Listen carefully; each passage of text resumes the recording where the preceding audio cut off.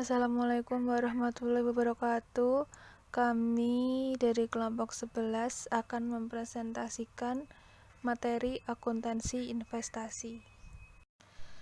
Kelompok kami terdiri dari Fatur Aziz, NPM 1601020196, Ervina Setiawati, NPM 1701020064, Nanda Saputri, NPM 1701020070,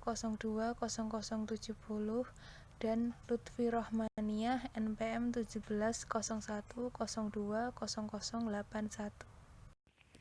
Definisi investasi. Investasi adalah aset yang dimaksudkan untuk memperoleh manfaat ekonomi seperti bunga, dividen, dan royalti atau manfaat sosial sehingga dapat meningkatkan kemampuan pemerintah dalam rangka pelayanan kepada masyarakat. Dan selanjutnya biaya investasi, yaitu seluruh biaya yang dikeluarkan oleh entitas atau investor dalam perolehan suatu investasi. Misalnya komisi broker, jasa bank, biaya legal, dan pungutan lainnya dari pasar modal. Investasi secara umum diklasifikasikan menjadi dua, yaitu investasi jangka pendek yang artinya investasi yang dapat segera dicairkan dan dimaksudkan untuk dimiliki selama 12 bulan atau kurang. Yang kedua yaitu investasi jangka panjang, artinya investasi yang dimaksudkan untuk dimiliki lebih dari 12 bulan. Kemudian investasi jangka panjang diklasifikasikan lagi menjadi investasi non-permanen dan investasi permanen. Investasi non-permanen adalah investasi jangka panjang yang tidak termasuk dalam investasi permanen, dimaksudkan untuk dimiliki secara tidak berkelanjutan. Sedangkan investasi permanen adalah investasi jangka panjang yang dimaksudkan untuk dimiliki secara berkelanjutan. Kemudian pengakuan transaksi investasi, pengeluaran kas atau aset penerimaan hibah dalam bentuk investasi dan perubahan piutang menjadi investasi dapat diakui sebagai investasi apabila memenuhi kriteria sebagai berikut. Yang pertama, kemungkinan manfaat ekonomi dan manfaat sosial atau jasa potensial di masa yang akan datang atas suatu investasi tersebut dapat diperoleh pemerintah. Yang kedua, nilai perolehan atau nilai wajar investasi dapat diukur secara memadai atau reliabel.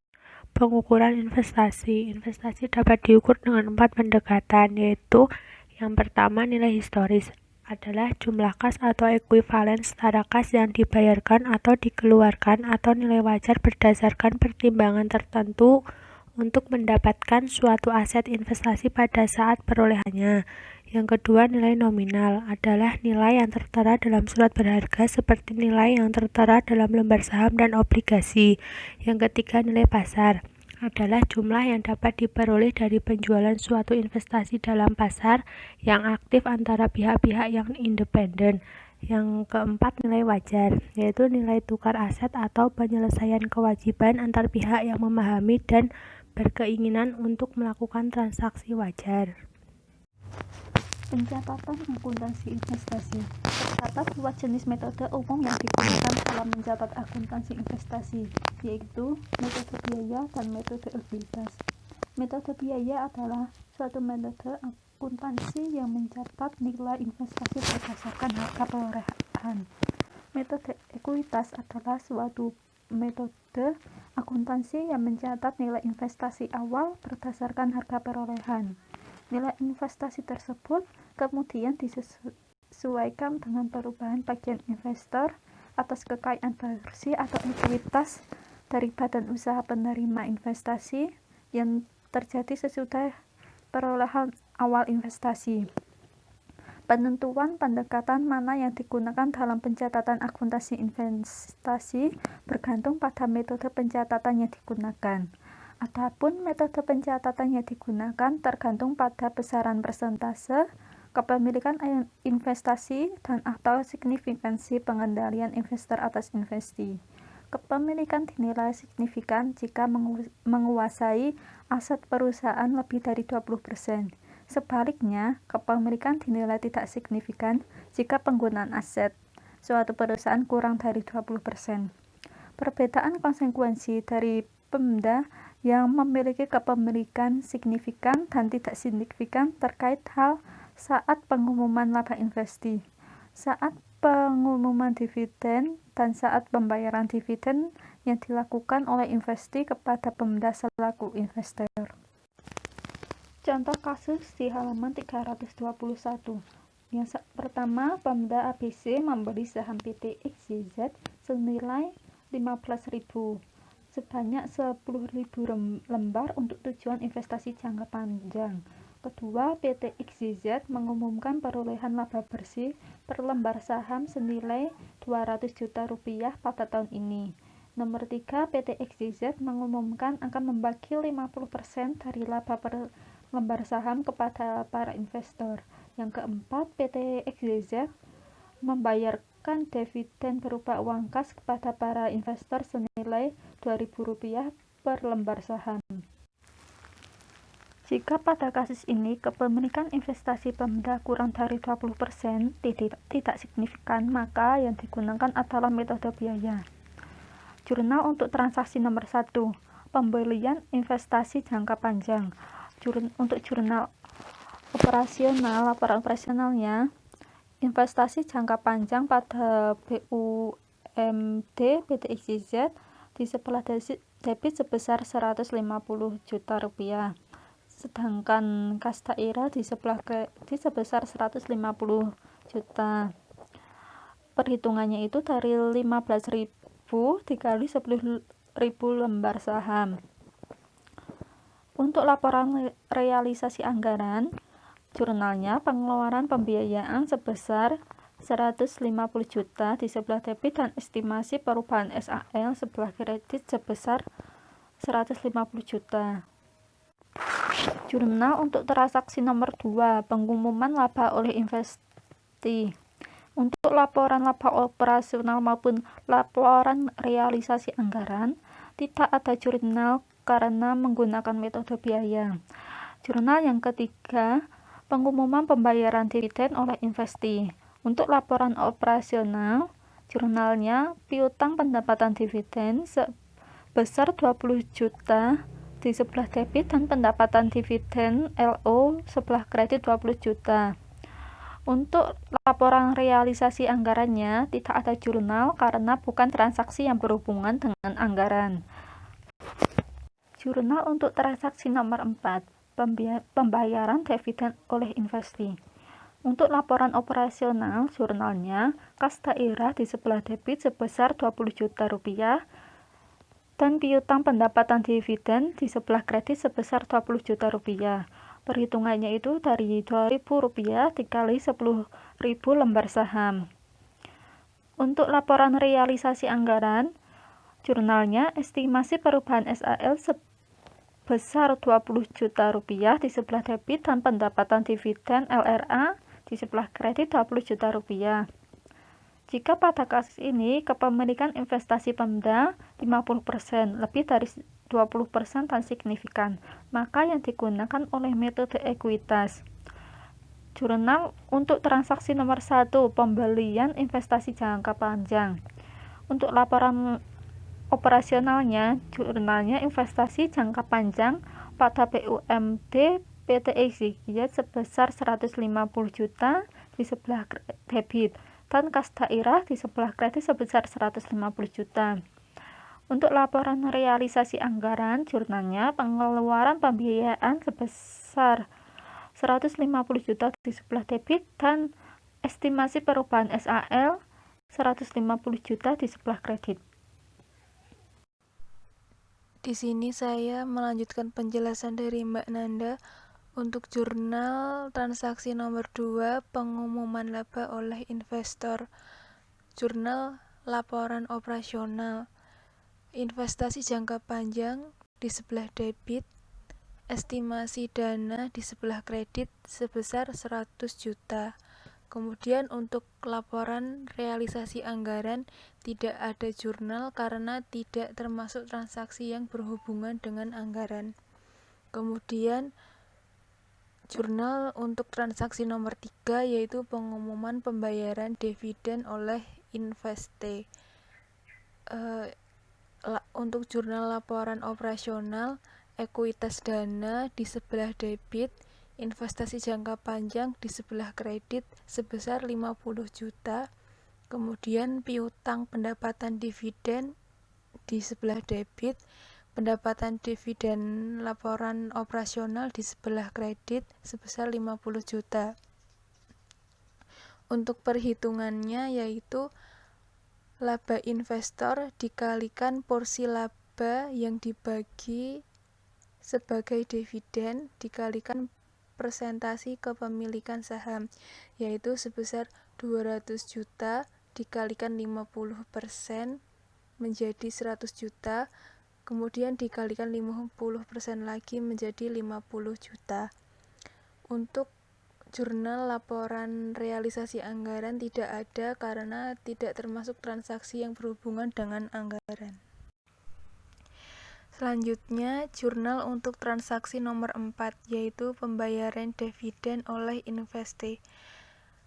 Jurnal laporan operasional, kas daerah di sebelah debit, piutang pendapatan dividen di sebelah kredit sebesar 50 juta rupiah. Kemudian jurnal laporan realisasi anggaran, estimasi perubahan sal di sebelah debit, kemudian pendapatan dividen LRA di sebelah kredit sebesar 50 juta. Kemudian terdapat dua pengakuan hasil investasi. Yang pertama yaitu hasil investasi yang diperoleh dari investasi jangka pendek, antara lain berupa bunga atau bagi hasil obligasi dan dividen tunai diakui pada saat diperoleh dan dicatat sebagai pendapatan. Yang kedua yaitu hasil investasi berupa dividen tunai yang diperoleh dari penyertaan modal pemerintah yang pencatatannya menggunakan metode biaya dicatat sebagai pendapatan hasil investasi.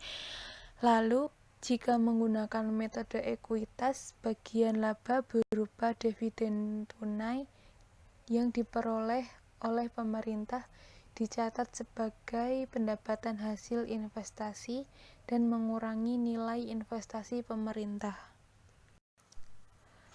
Pelepasan dan pemindahan investasi. Pelepasan investasi pemerintah dapat terjadi karena penjualan, pelepasan hak karena peraturan pemerintah, dan lainnya. Perbedaan antara hasil pelepasan investasi dengan nilai tercatatnya harus dibebankan atau dikreditkan kepada keuntungan atau rugi pelepasan investasi. Keuntungan atau kerugian tersebut disajikan dalam laporan operasional. Selanjutnya, contoh kasus. Metode biaya diketahui harga perolehan investasi jangka panjangnya sebesar 150 juta rupiah dan dijual senilai A 100 juta rupiah dan B sebesar 160 juta rupiah. Maka jurnal yang harus dibuat oleh SKPD adalah jurnal laporan operasional yang A, kas daerah di sebelah debit sebesar 100 juta, rugi penjualan investasi jangka panjang di sebelah debit sebesar 50 juta, investasi jangka panjang di sebelah kredit sebesar 150 juta. Kemudian untuk yang B, kas daerah di sebelah debit sebesar 160 juta, investasi jangka panjang di sebelah kredit sebesar 150 juta rupiah. Kemudian laba penjualan investasi jangka panjang di sebelah kredit sebesar 10 juta. Kemudian jurnal laporan realisasi anggaran untuk yang A, estimasi perubahan SAL di sebelah debit, penerimaan pembiayaan di sebelah kredit sebesar 100 juta rupiah. Untuk yang B, estimasi perubahan SAL di sebelah debit dan penerimaan pembiayaan di sebelah kredit sebesar 160 juta rupiah. Kemudian contoh yang kedua, Metode ekuitas diketahui harga perolehan investasi jangka panjangnya sebesar 150 juta rupiah dan nilai buku menurut metode ekuitas sebesar 210 juta rupiah. Investasi ini kemudian dijual senilai 100.000 rupiah atau 260.000 rupiah. Maka jurnal yang dibuat SKPD adalah jurnal laporan operasional untuk yang dijual 100 juta rupiah, yaitu kas daerah di sebelah debit sebesar 100 juta, rugi penjualan investasi jangka panjang di sebelah debit sebesar 110 juta rupiah, kemudian investasi jangka panjang di sebelah kredit sebesar 210 juta rupiah. Kemudian untuk yang B yaitu dijual senilai 260 juta, kas daerah di sebelah debit sebesar 260 juta, kemudian investasi jangka panjang di sebelah kredit sebesar 210 juta, laba penjualan investasi jangka panjang di sebelah kredit sebesar 50 juta rupiah. Kemudian untuk jurnal laporan realisasi anggaran untuk yang A yang dijual senilai 100 juta rupiah yaitu estimasi perubahan SAL di sebelah debit dan penerimaan pembiayaan di sebelah kredit sebesar 100 juta rupiah. Dan untuk yang B yang penjualannya 260 juta itu jurnalnya estimasi perubahan SAL di sebelah debit dan penerimaan pembiayaan di sebelah kredit sebesar 260 juta rupiah. Yang selanjutnya yaitu pengungkapan investasi. Dari hal-hal yang harus diungkapkan dalam laporan keuangan pemerintah yang berkaitan dengan investasi pemerintah, antara lain yang pertama kebijakan akuntansi untuk penentuan nilai investasi, yang kedua jenis-jenis investasi seperti investasi permanen dan non-permanen, yang ketiga perubahan harga baik investasi jangka pendek maupun investasi jangka panjang, yang keempat penurunan nilai investasi yang signifikan dan penyebab penurunannya, yang kelima investasi yang dinilai dengan nilai wajar dan alasan penerapannya, yang keenam perubahan pos investasi.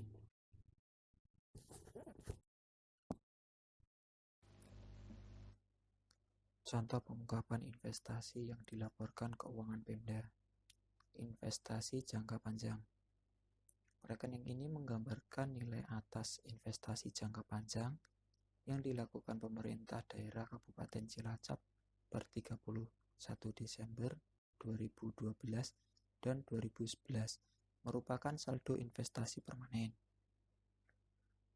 Per 31 Desember 2012 yaitu sebesar 121 miliar 680 juta 657.748,42 rupiah, dan pada tahun 2011 sebesar 90 miliar 584 juta 217.153,96 rupiah yang merupakan investasi kepada Perusda dengan rincian sebagai berikut.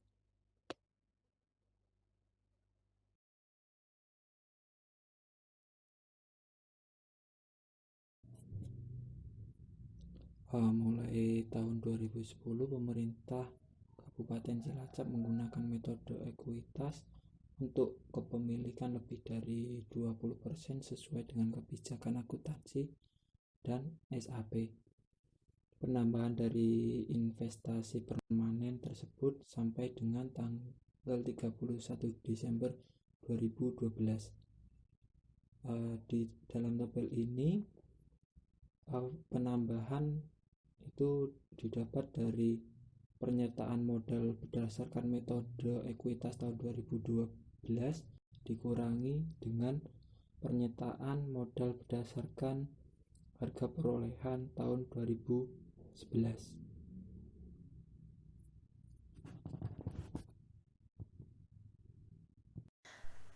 Sekian presentasi dari kami. Apabila ada kesalahan, kami mohon maaf. Wassalamualaikum warahmatullahi wabarakatuh.